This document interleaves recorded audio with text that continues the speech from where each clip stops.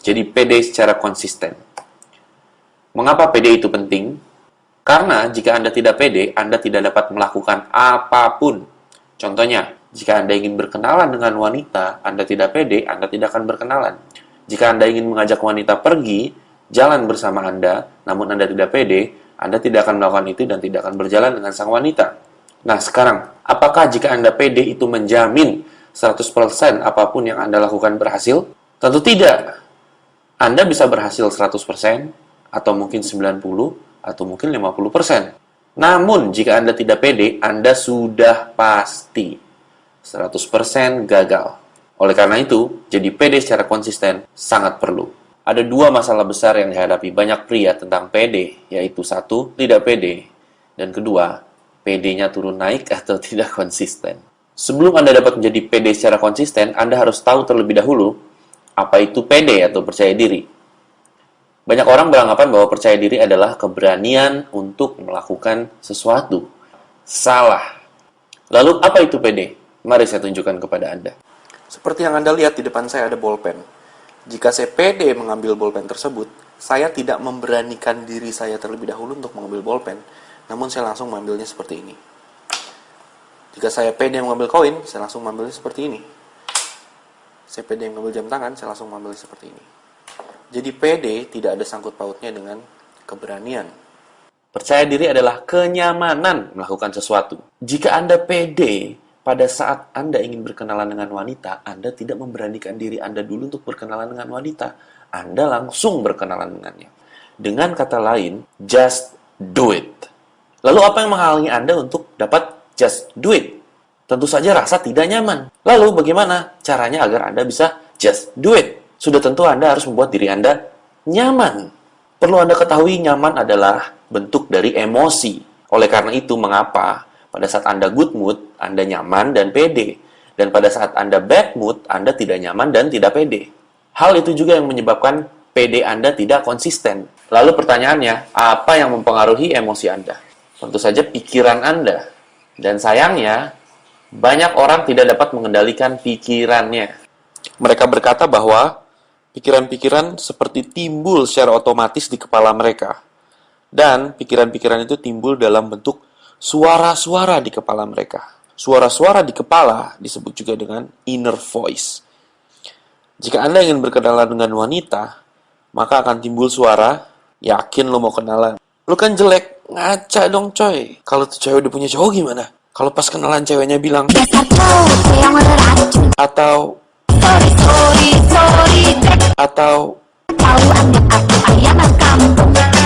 akankah Anda pede untuk berkenalan dengan sang wanita? Tentu tidak. Lalu bagaimana cara mengendalikan emosi dan pikiran Anda? Tentu dengan merubah kata-kata dan kalimat yang Anda gunakan. Contohnya, jika Anda ingin berkenalan dengan wanita, jangan gunakan kalimat, bagaimana jika gagal? Melainkan, bagaimana jika berhasil? Jika Anda berkata, bagaimana jika gagal? Maka pikiran Anda akan berkata, nanti gue malu dong di depan orang. Nanti gue diciduk satpam. Terus nanti gue dibilang, yang sudah tentu menyebabkan emosi Anda menjadi takut. Namun, jika Anda berkata, bagaimana jika berhasil? Maka pikiran Anda akan berkata, asik, dapet cewek cakep. Teman-teman gue bakal pada iri. Nyokap gue akhirnya bangga sama anaknya. Yang menyebabkan emosi Anda menjadi pede. Jika Anda ingin berhasil melakukan sesuatu, namun Anda berkata, saya akan mencoba untuk melakukan apapun yang ingin Anda lakukan, maka emosi yang akan Anda dapatkan adalah mencoba sedikit, lalu berhenti. Namun, jika Anda ingin berhasil melakukan sesuatu dan Anda berkata, saya memutuskan untuk melakukan apapun yang ingin Anda lakukan, emosi yang akan Anda dapatkan adalah rasa tanggung jawab hingga Anda berhasil. Hanya dengan satu kata dapat merubah perasaan Anda. Thank you, thank you. I'm coming! Ready?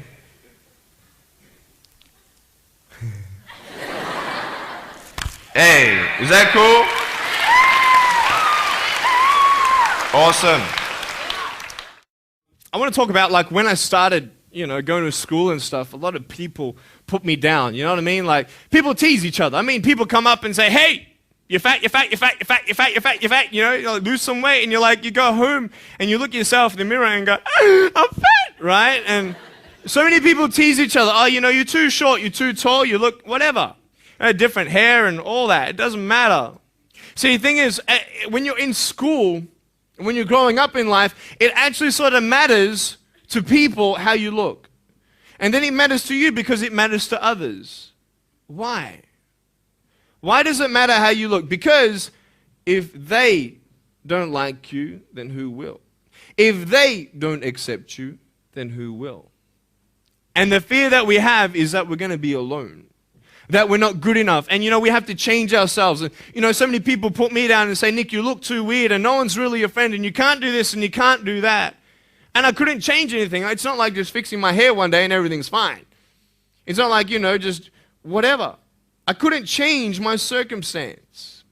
I couldn't just one day wake up and say, hey, give me arms and legs. I need arms and legs. You know what I mean? Like, I went to a bodybuilder, you know, and said, can you make me some arms and legs? No, joking. Bodybuilder, you get it? Right? So this is the thing. You know, I go up to people, can you give me a hand? You know, just joking. But it was so hard because people put me down. And I started believing that I was not good enough. I started believing that I was a failure.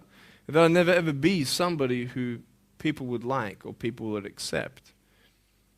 And it was so hard, man. I thought to myself, I can't go on the soccer field like everybody else, and I can't ride my bike, and I can't skateboard, and all these sort of things. And I started getting depressed.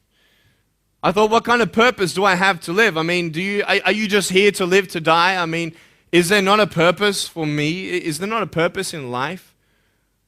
And I had questions and no answers. And I asked my mum and dad, why did this happen? I asked doctors, why did this happen? And they don't know. There are some things in life that are out of your control that you can't change and you got to live with. The choice that we have, though, is either to give up or keep on going.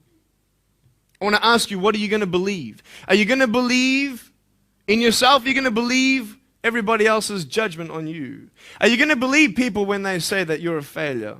Well, no one really likes you, no one really cares about you. And it's not really to say that, hey, you need someone to come up and say, hey, really, I like you, I care about you. No, it's not that, but it's the fact that people put you down. People don't even look you in the eye. People ask you how you are, and you say fine, but you're not fine, and they'll never know that. I tell you, life is interesting. Life's a journey. See this phone here? Let's say that I want to go to the phone, right? And I start from over here. Now, to get to the phone, it's not like I'm going to start meditating and going hum, right? And float across the air, right? It's not going to work. It's not like I'm going to go hum and woo, you know, it's not going to work. So I have to take one step at a time, one step at a time, one step at a time. You can only take one step at a time. I don't care how big your step is, it's only one step at a time. You can't do 2 steps in one. You understand? So it's like one step at a time. And you take steps in this direction, you take steps in that direction. And sort of get lost along the way, and sometimes you fall down. Now, to illustrate my point, I'm going to jump off the table, do a back twist, and land on the floor. Okay? Is that cool? Are you ready? Oh, there's a clock there? Okay, can you move the clock for a second, please? Beautiful, beautiful. All right. You ready? So, are you guys ready? Just let me know when you're ready. Are you ready? Okay, ready? 1, 2. I'm joking, man. Are you serious? Just put the clock back there. If I did that, I'll break my arm or something. You know what I mean? But honestly, along the way, you might fall down like this. Ready? Right? Hello! Right? So what do you do when you fall down? Get back up. Everybody knows to get back up, because if I start walking, I'm not going to get anywhere. But I tell you, there are some times in life where you fall down and you feel like you don't have the strength to get back up. You sort of put a mask on your face when you come to school and pretend that everything's okay when it's not, and you go home and lay in your bed when no one's looking at you, when you don't have to impress anybody, and you're yourself. And fear comes in, You know the fear that you have as soon as you walk into the doors of your house, maybe there's a broken home. Maybe you have doubt in your life. Maybe you don't know for sure what's going to be happening in the future and it scares you. Maybe you're worried about what people think of you, what people say about you. Just that fear paralyzes you. And I just want to ask you today, do you think you have hope? Because I tell you, I'm down here, face down, and I have no arms, no legs. It should be impossible for me to get back up. I mean, you go home and tie the legs and arms of your brothers and sisters and like push them down and see how long it's going to take them to get back up. You know what I mean? You know, you can tell them that you'll see them tomorrow. You know what I mean? But this is the thing. It should be impossible for me to get back up, but it's not. You see, I will try 100 times to get up, and if I fail 100 times, if I fail and I give up, do you think that I'm ever going to get up? No. But if I fail, I try again and again and again. For as long as I try, there's always that chance of getting up. Does that make sense? And it's not the end until you've given up. And just the fact that you're here should persuade you that you have another chance to get back up. There's still hope. I'm not here today to tell you that I understand your pain. I don't know how it feels to be abused. I don't know how it feels to feel, quote, fat and you've got an eating disorder. I don't know how it feels to have a broken home. I don't know how it feels. But I know how it feels to have a broken heart. And I know how it feels to be alone. And I want you to know that I found my strength in Jesus Christ, and you're going to find your strength in whatever you find it in. But I just want you to know that it's not the end. It matters how you're going to finish. Are you going to finish strong? And you will find that strength to get back up like this.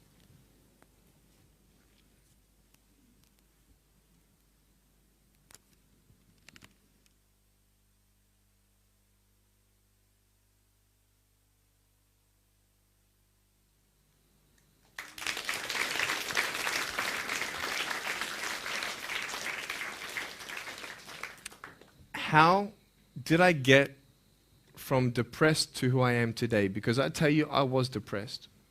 When I was age 8, I used to concentrate on the things I didn't have. I wish I had arms and legs, and I wish I could do this, but what can I do? You see, I have a choice, and that's what I want to talk about today, choices.